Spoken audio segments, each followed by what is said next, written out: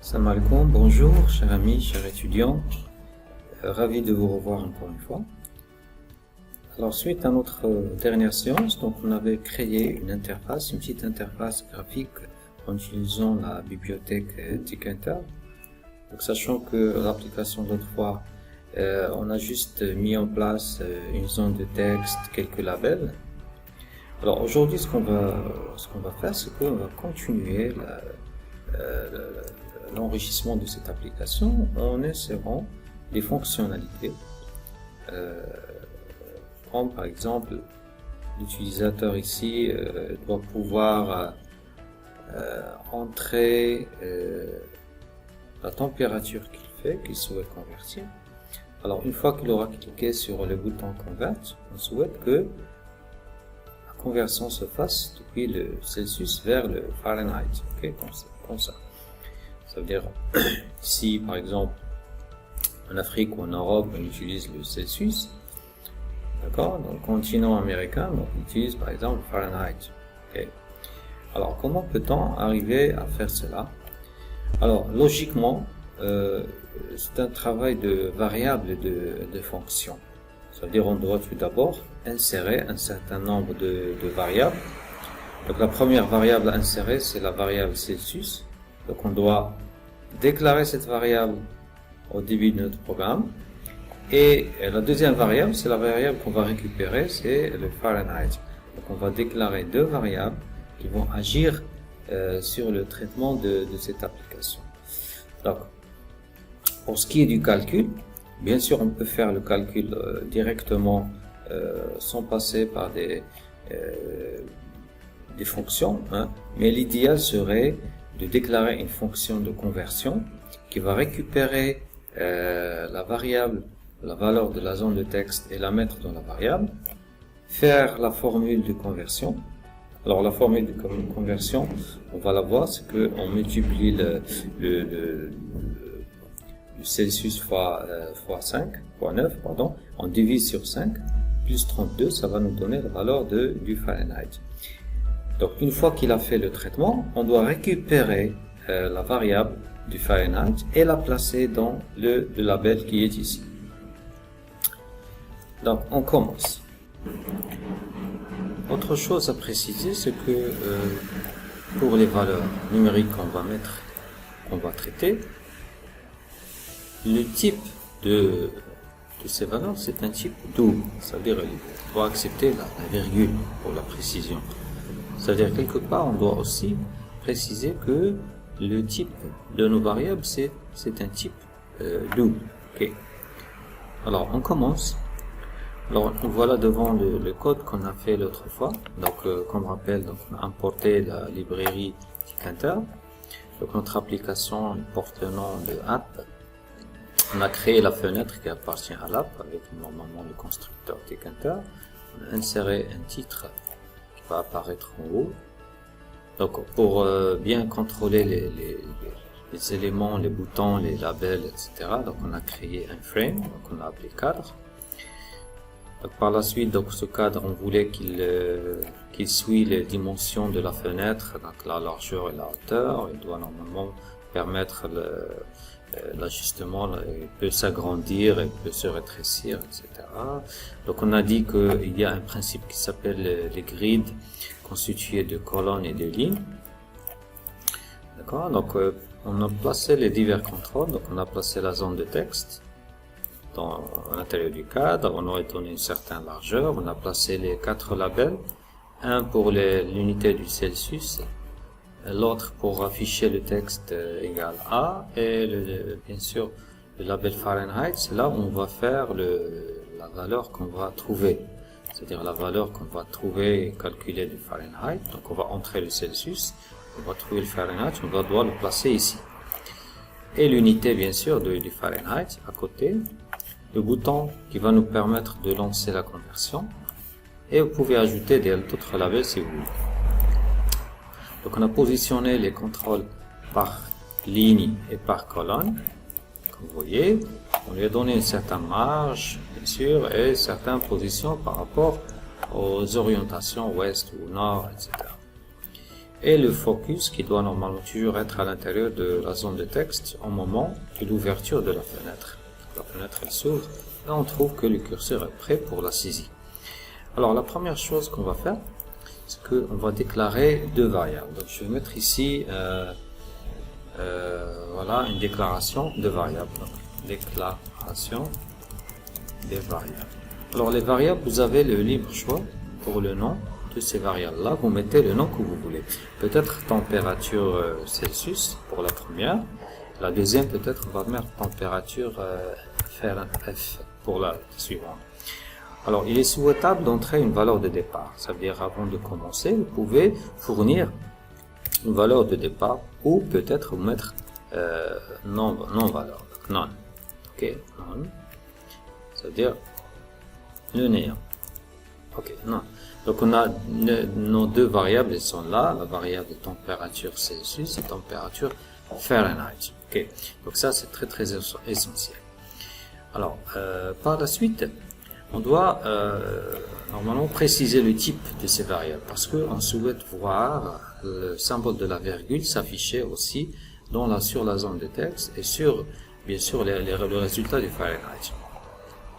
Alors on peut passer directement au moment où on va, par exemple ici, avant de créer le contrôle, vous pouvez choisir ici à préciser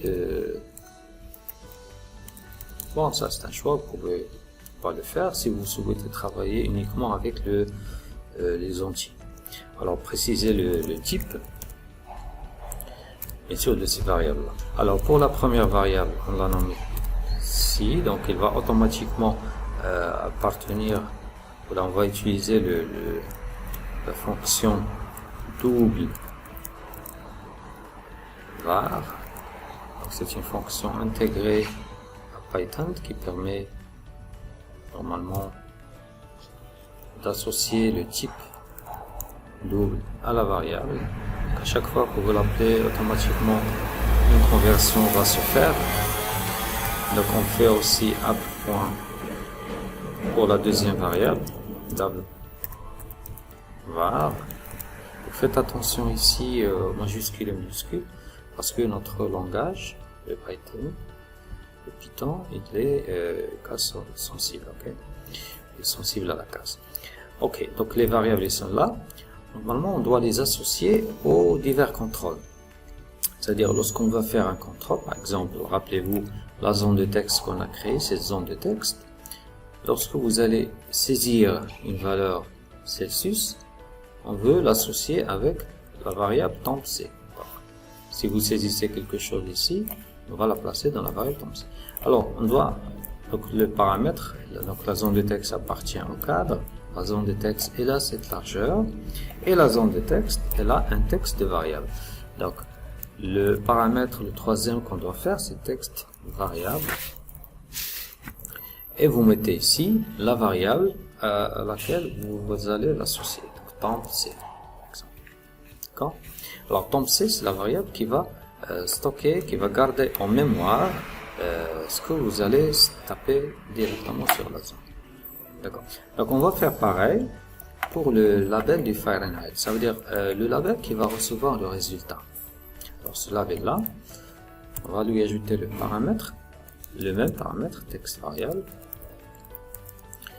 Ok, et on va mettre en place le nom de la variable f, d'accord, qu'on va récupérer et la placer sur le label Fahrenheit une fois qu'on aura terminé. Très bien, alors tout ce qu'on a fait ici, on a juste préparé des variables, on les a positionnées, on les a associées au contrôle, on leur a donné leur type, on a précisé le type de la variable. Alors ce qui reste à faire, c'est le moment où on va cliquer sur le bouton. Alors si l'utilisateur clique sur le bouton, que va-t-il se passer? Alors on veut que suite au clic du bouton, l'utilisateur puisse lancer la fonction de conversion. Alors cette fonction, on ne l'a pas encore.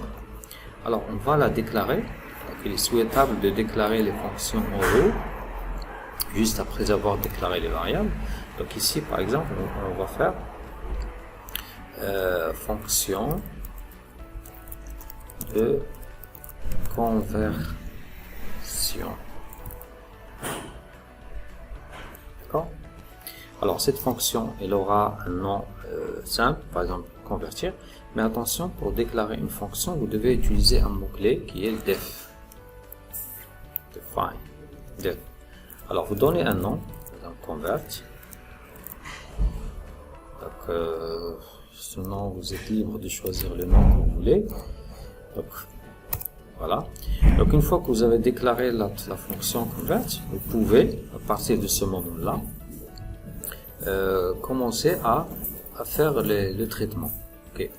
Alors dans ce cas, parce qu'on ne sait pas l'entrée qui va être mise par l'utilisateur, peut-être qu'il y aura un problème au moment de la conversion, peut-être que la valeur n'a pas été bien saisie, peut-être que l'utilisateur a saisi un texte au lieu de mettre une valeur numérique.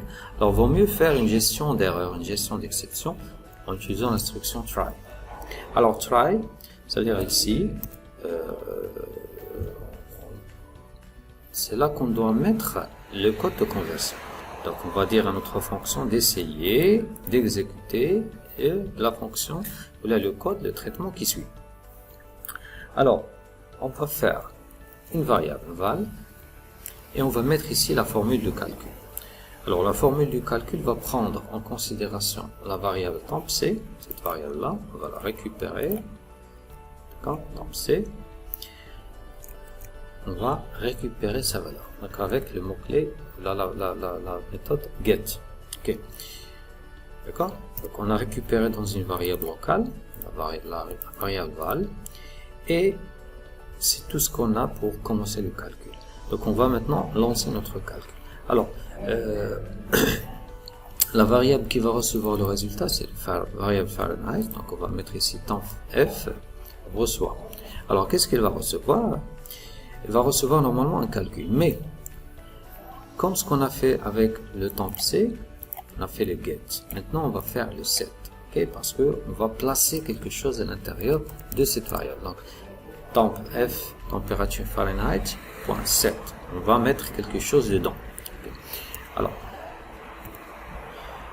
Alors, vous allez placer la formule ici. D'accord? La température Fahrenheit va recevoir ce que vous allez mettre ici entre les deux parenthèses. Alors, on va faire, il va prendre la valeur qu'on a récupérée. D'accord?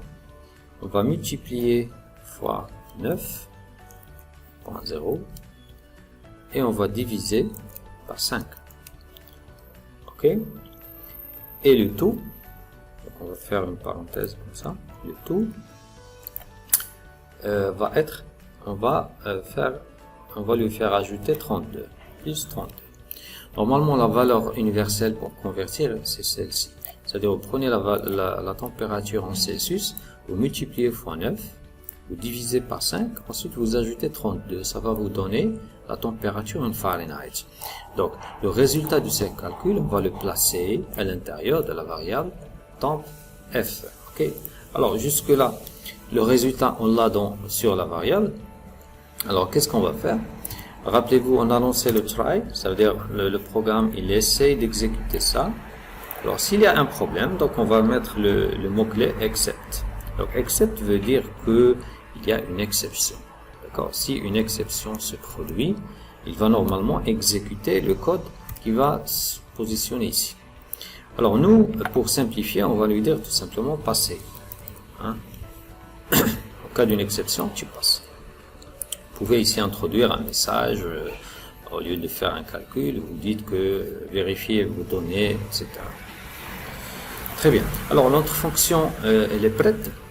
D'accord? On va faire juste un test pour la syntaxe.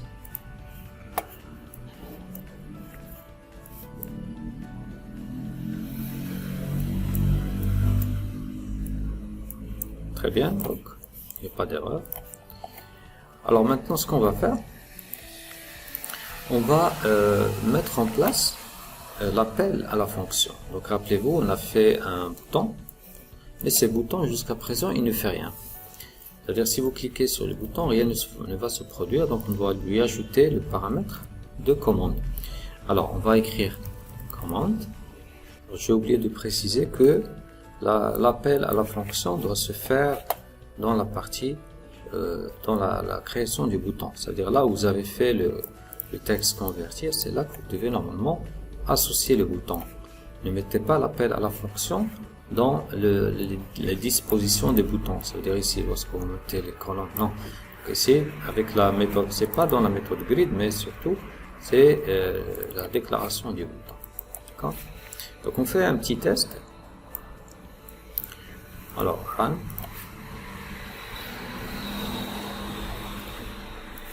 Voilà, donc on a remarqué le format décimal qui est déjà là. Alors si je fais par exemple, j'ai 32 Celsius, température, ça va donner combien? C'est 91.4 en Fahrenheit. Okay. Si je fais par exemple, actuellement on a 24, 27, 24. Donc ça correspond à 75.2 en Fahrenheit. D'accord? Alors, j'espère que vous avez bien compris et bien apprécié. Alors, ça, ce n'est qu'un exemple de ce qu'on peut faire comme mini-projet en Python.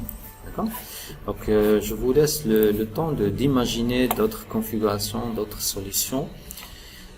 Aussi, vous pouvez me proposer quelques petites applications pour faire la conversion, pour faire une gestion de petites opérations. Avant, bien sûr, d'introduire un autre volet, un autre chapitre plus avancé. Alors, je vous souhaite une bonne continuation, une bonne journée. On se voit, Inch'Allah, très prochainement. Merci.